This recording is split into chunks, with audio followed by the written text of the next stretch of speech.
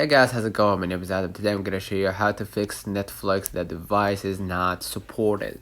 So first of all, go ahead to your App Store, Google Play. And what I'm going to do here, I'm going to just go ahead and type Netflix right here.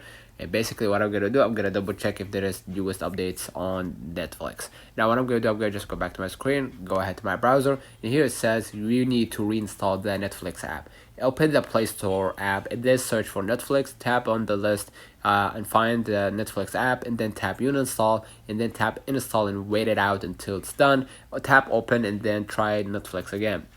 I'm gonna go back to my screen. Let's say, for example, this is Netflix, right? I'm gonna hold right here to this screen, to this app, and you're gonna see remove app, the last option. Click on it and just go ahead and delete the app. And what will happen next that Netflix will be forced to remove unnecessary data in files that's been saved on your on your Netflix data or on your Netflix app, and basically they will be forced to update the app to the latest version if there is newest updates on their app, and basically you can log in again and then use it once again. Let me know in the comments if this video helped you.